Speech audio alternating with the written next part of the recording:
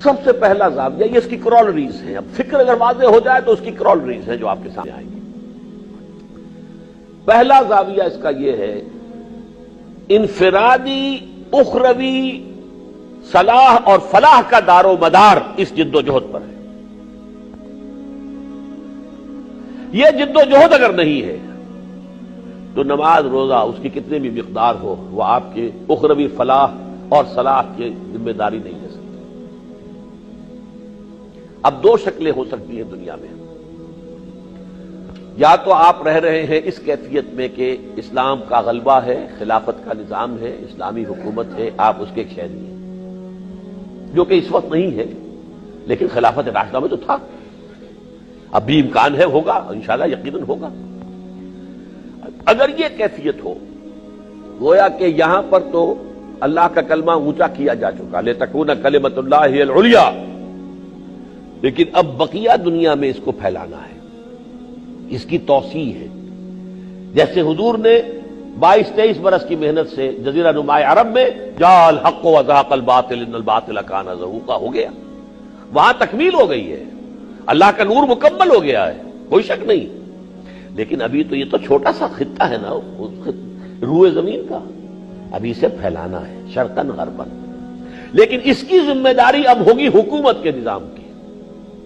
افراد پر سے وہ ذمہ داری اٹھ کر اور حکومت میں آ گئی ہے.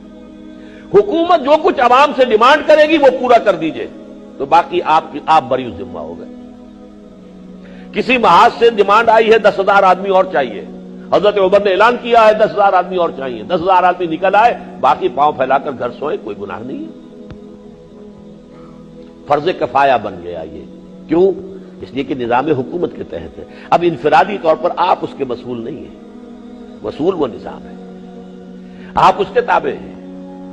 کسی وقت مطالبہ کرتے ہیں بھائی جو کچھ لا سکتے ہو لے آؤ، لے آئیے، جو کچھ آپ کے پاس ہے آگے رکھ دیجیے، کامیاب ہو جائیں گے. تو جو تقاضا اس حکومت کی طرف سے آئے وہ آپ نے پورا کر دیا تو آپ اس کے بعد بری ذمہ ہو گئے، کوئی اور مزید ذمہ داری آپ پر نہیں. لیکن اگر جیسا کہ اس وقت ہے وہ نظام تو قائم نہیں ہے، اس کے برعکس باطل نظام ہے، طاغوت ہے، کفر ہے، اس کی شیڈز مختلف ہوں گی.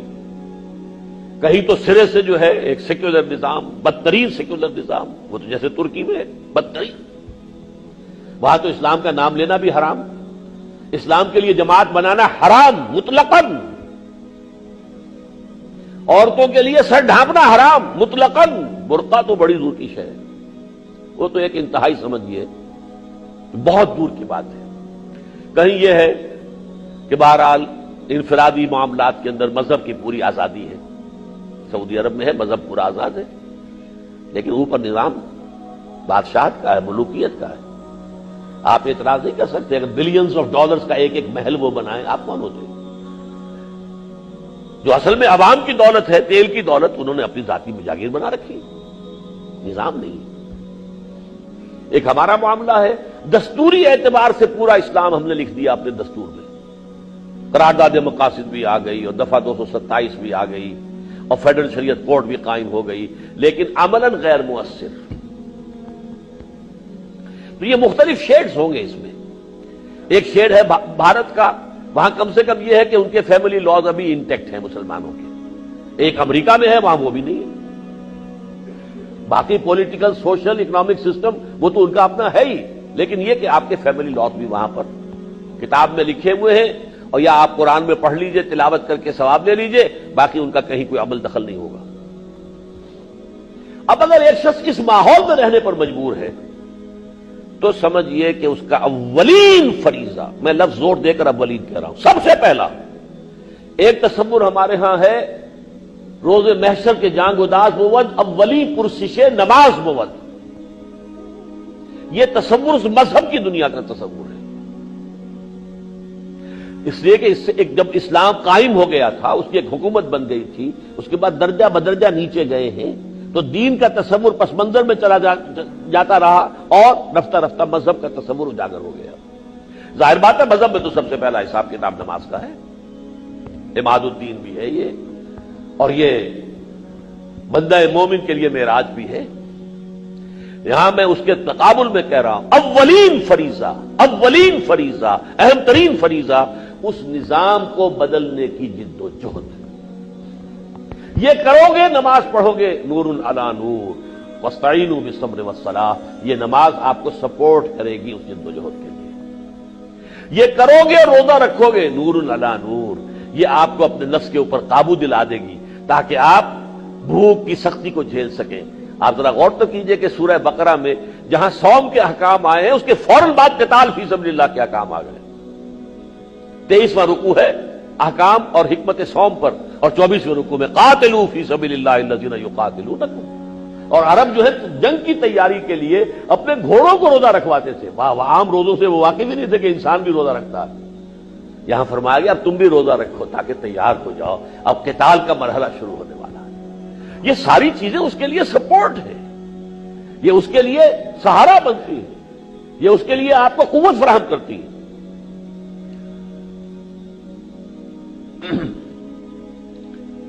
یہ جد و جہد اگر انسان کرتا ہے، یہ لازماً ہے در حقیقت ایک نظام باطل کے تحت زندگی گزارنے کا جو گناہ وہ میں کر رہا ہوں، یہ گناہ ہے.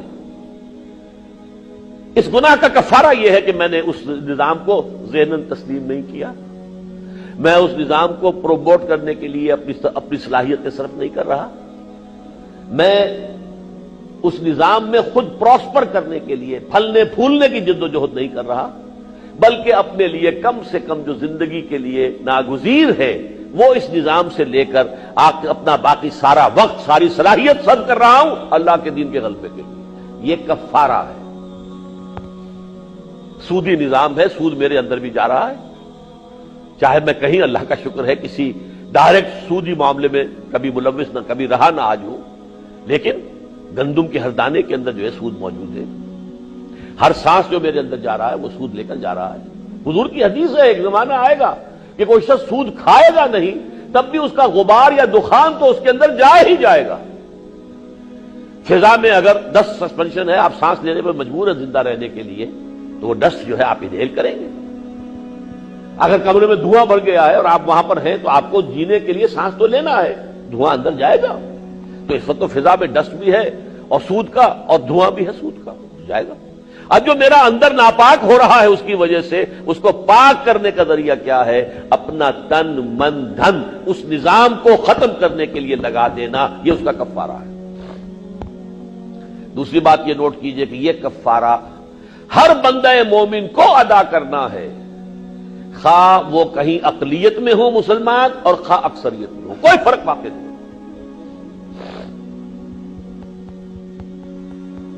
اس لیے کہ میں تو آخری بات کہہ دوں گا اس پر کہ حضور نے جب کام شروع کیا تھا تو آپ تو اکیلے تھے عرب میں، پوری دنیا میں اکیلے تھے، عرب میں اکیلے تھے، مکے میں اکیلے تھے، اکیلے ہی تھے. پہلے دن 4 آدمی ایمان لائے، زوجہ محترمہ حضرت خدیجہ الکبریٰ رضی اللہ تعالی عنہ، دیرینہ یار دوست حضرت صدیق اکبر رضی اللہ تعالی عنہ، غلام جنہیں آزاد کر کے اپنا بیٹا بنا لیا تھا زید ابن حارثہ جو اب زید ابن محمد کہلاتے تھے، اور حضرت علی چچازاد بھائی ہیں، اپنی زیر کفالت ہیں، زیر تربیت. 10 سال کے بعد بھی وہ مشکل 125 آدمی آئے تو اکثریت میں تو نہیں ہو گئے تھے. جب آپ نے قتال شروع کیا تب بھی اکثریت میں نہیں تھے، بڑی مائنیوٹ اقلیت. پورے عرب کی اگر آپ پوری بات کو سامنے رکھیں آبادی تو کتنے تھے صحابہ کرام؟ لہذا اس میں اقلیت اکثریت کا سوال نہیں. ایمان کہیں ہے تو اس کا لازمی تقاضا یہ ہے باطل کو ریکنسائل نہ کرو، ذہناً اور قلباً تسلیم نہ کرو، اس کو پراسپر کرنے میں مدد نہ دو، اس کی چاکری نہ کرو، اس کی خدمت نہ کرو. وہاں رہو تو جس کو کہتے ہیں لیو ان پروٹیسٹ، رہنا تو ہے کیا کریں، لیکن we are living in protest. اس نظام کو ذہن سے دل سے قبول کر کے نہیں، اور ہم اس میں پراسپر کرنے کی، اپنی جائیداد، اپنا مال، اپنی دولت کو بڑھانے کی، اس کے لیے ہماری جد و جہد نہیں ہوگی بلکہ ہوگی اللہ کے دین. یہ جو ہے انفرادی فلاح کی شرط لازم. دیکھیے اس میں یہ جد و جہد جو ہے اس کے 3 مرحلے احادیث میں آئے ہیں. بہت مشہور روایت ہے، من رأى منکم منکرا فلیغیرہ بیدہ فإن لم یستطع فبلسانہ فإن لم یستطع فبقلبہ وذلک اضعف الایمان. مشہور حدیث ہے، اکثر کو یاد بھی ہوگی. جو بھی تم میں سے کسی منکر کو دیکھے اس کا فرض ہے طاقت سے اسے بدلے. اگر اس کی طاقت نہ رکھتا ہو زبان سے بدلے، زبان سے نہ رکھتا ہو دل سے بدلے. اور فرمایا وذلک اضعف الایمان، یہ ایمان کا کمزور ترین درجہ ہے. دوسری حدیث جو اس سے بھی زیادہ واضح ہے، یہ حدیث جو ہے یہ تو یہ بھی صحیح مسلم کی ہے، دوسری بھی صحیح مسلم کی ہے. وہ حضرت عبداللہ ابن مسعود سے ہے دوسری حدیث رضی اللہ تعالی عنہ. ما بعث اللہ من نبی قبلی فی امتہ الا کان لہ حواریون واصحاب یاخذون بسنتہ ویقتدون بامرہ.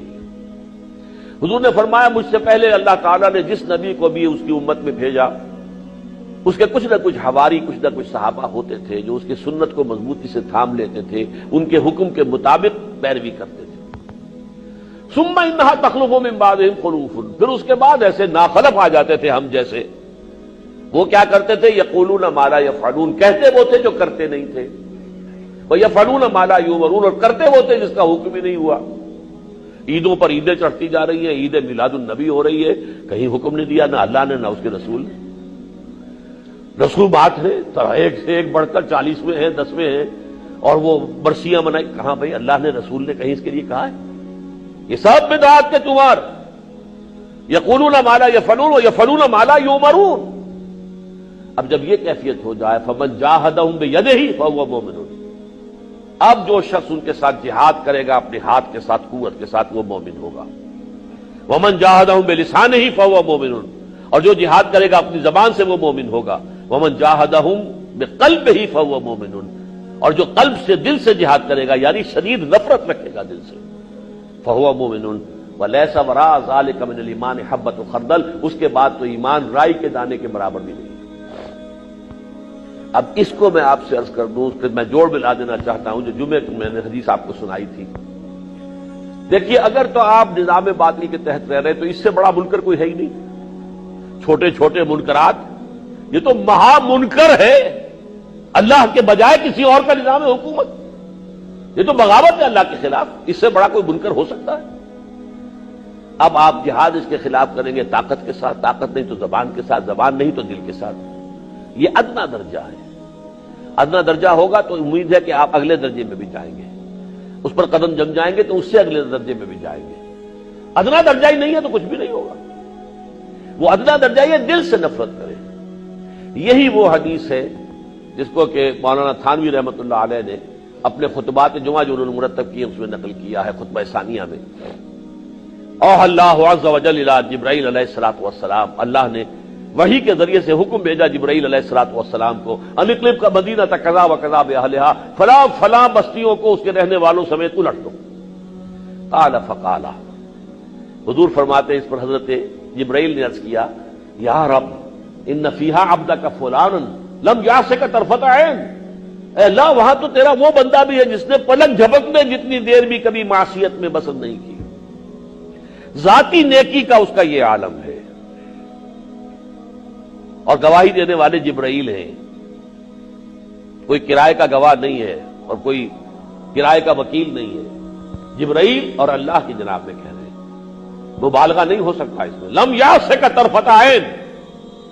قال فقال، حضور فرماتے ہیں کہ اللہ نے ارشاد فرمایا اقلبھا علیہم وعلیہم، الٹو اس کو، پہلے اس پر پھر دوسروں پر.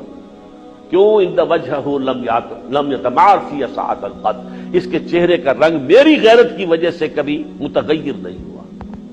دل میں نفرت ہوگی تو چہرے پر اس کے احساس آئے گا، گھٹن کا احساس ہوگا، چہرے کا رنگ متغیر ہوگا. یہ اصل میں دلی نفرت کا انڈیکس ہے، دلی نفرت کا یہ اظہار ہے، اور کچھ نہیں کر پا رہا. انسان بالکل بے بس ہو گیا ہے، نہ زبان ہلا سکتا ہے نہ ہاتھ ہلا سکتا ہے. لیکن اگر دل کے اندر نفرت ہے تو چہرے کا رنگ تو متغیر ہوگا کسی منکر کو دیکھ کر.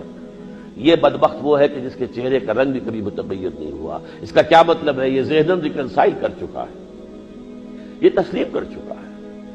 یہ صرف مست رکھو ذکر و فکر صبح گاہی میں اسے، اس نے تقاضا یہی سمجھا ہے کہ اپنے اپنی جو ہے بس اپنا تزکیہ ہے، اپنے آپ کو مانجے جاؤ، ذکر کرتے رہو، مراقبے کرتے رہو، یہ تصور تو اسلام کا نہیں ہے۔ اب دیکھیے اس چیز کو بیان کرنے کے لیے مختلف اسالیب ہیں قرآن میں۔ کہیں تو ایک لفظ ابھی جو آپ نے قرات سنی تھی، ایک لفظ استقامت میں پوری قیامت آ گئی۔ ان الذين قالوا ربنا الله ثم استقاموا تتنزل عليهم الملائکہ الا تخافوا ولا تحزنوا، یقیناً جس نے یہ کہا کہ میرا رب اللہ ہے پھر اس پر جم گیا، یہ جم جانے میں قیامت ہے۔ اب اس پر جمنے کا مطلب کیا ہے؟ اسی کے مطابق اپنا عمل بھی ہوگا، اس کے احکام بھی مانے گا، اپنی امیدیں اسی سے رکھے گا، اپنی توقع اسی سے رکھے گا، اسی کو پکارے گا، اسی سے دعا کرے گا، اسی سے لو لگائے گا، اسی سے محبت کرے گا، اس کی غیرت اس کے اندر ہوگی، اس کے دین کا جھنڈا اٹھانے کی کوشش کرے گا۔ یہ سارے تقاضے استقامت کے۔ کہیں وہاں اس کے ساتھ ہمیشہ جو ہے لفظ ایڈ ہو جاتا ہے قرآن میں آمنوا وعملوا الصالحات، شاذ کوئی مقام ہوگا جہاں پر کہ یہ لفظ جو ہے ایمان کا بغیر عمل صالح کے آ گیا، اور عمل صالح کا ہمارا تصور یہ ہوتا ہے نماز روزہ اللہ اللہ خیر صلی اللہ، جبکہ پورے مکی قرآن میں جہاں عمل صالح کا لفظ آتا ہے تو ابھی تو روزہ تو اس کا تو وجود ہی نہیں تھا، نماز کا بھی ابھی نظام 11ویں سال میں آیا ہے، وہاں عمل صالح کیا تھا؟ وہ استقامت۔ انہوں نے کہا ہمارا رب اللہ ہے، پھر تکلیفیں آئیں برداشت کی، جھیلی، اور اللہ کے دین کی دعوت جاری رکھی، یہی عمل صالح تھا۔ نمازیں شروع میں صرف رات کی نماز تھی، بعد میں 2 وقت کی ہوئی، پھر کہتے ہیں 3 وقت کی ہوئی، 11ویں سال میں آ کر جس سال کے معراج ہوا ہے تب کہیں جا کر 5 نمازوں کا نظام آیا۔ ابھی نہ سود حرام تھا، نہ جوا حرام تھا، نہ شراب حرام تھی، کچھ بھی حرام نہیں تھا۔ تو عمل صالح کس کو کہتے ہیں؟ وہ عمل صالح صرف یہ تھا، اس دین کی دعوت دو، اس کا اقرار کرو، تکلیف آئے تو جھیلو، بس اللہ اللہ خیر۔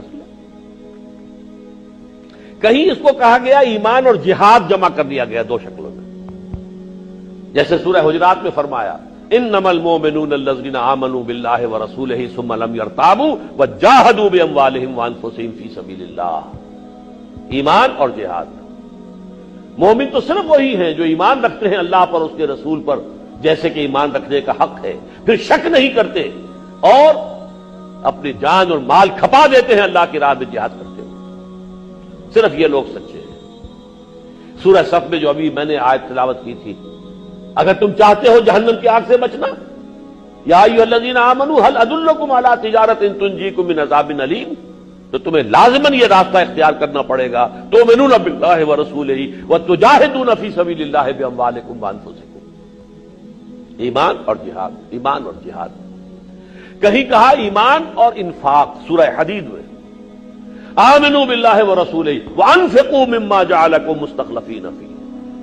اب اس میں انفاق میں مال بھی ہے اور انفاق میں جان بھی ہے، نفق الفرس بھی ہے اور نفق الدراہم بھی ہے۔ نفقت الدراہم، پیسے ختم ہو گئے، گھوڑا مر گیا، نفق الفرس، جان دے دی اللہ کی راہ میں، یہ بھی انفاق فی سبیل اللہ ہے، جان خرچ کر دینا۔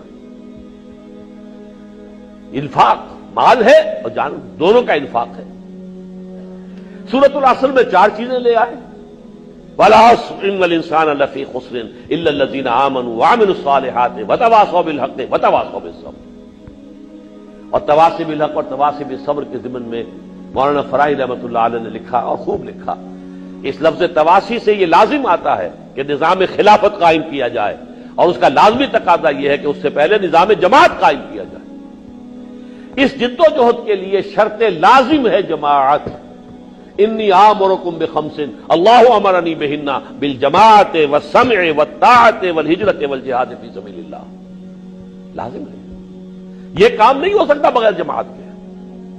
پہلی بات یہ کہ یہ فرض ہے، فرض عین ہے، لازمی ہے، اور اس کے لیے اس کے لازمی تقاضوں میں سے، اس کے پوری ریکوزٹس میں سے جماعت ہے، اور جماعت بھی سموتات والی جماعت۔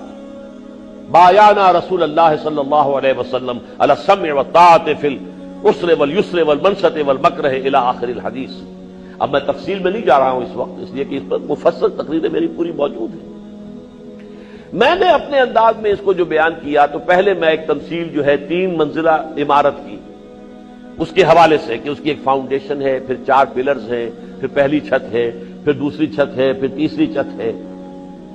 فاؤنڈیشن ہے ایمان، یا ایھا الذین آمنوا آمنوا باللہ ورسولہ، پہلا فرض میرا اور آپ کا یہ ہے دلوں کو ٹٹولے، یقین والا ایمان ہے یا نہیں؟ یقین والا ایمان نہیں ہے تو پہلا کام یہ ہوگا کہ اس کمی کی تلافی کی جائے۔ پھر اس فاؤنڈیشن پر 4 عبادات کھڑی ہیں، نماز، روزہ، حج اور زکوٰۃ۔ پہلی چھت آ گئی، اسلام کہہ لیں، اطاعت کہہ لیں، عبادت کہہ لیں۔ عبادت جامع ترین اصطلاح ہے، اللہ کی بندگی، ہمہ تن، ہمہ وقت، ہمہ جہت بندگی۔ دوسری چھت آئے گی دعوت، تبلیغ، امر بالمعروف نہی عن المنکر، شہادت علی الناس۔ تیسری چھت ہے تکبیر رب، اقامت الدین، لتکون کلمۃ اللہ العلیٰ، اللہ کا دین جو ہے غالب ہو جائے، لیظہرہ علی الدین کلہ۔ تو یہ گویا کہ ہمارے انفرادی نجات اور صلاح کے لیے یہ لازمی فرائض کا تصور ہے جو ذہنوں میں آنا چاہیے اسلام کے انقلابی فکر کے اعتبار سے۔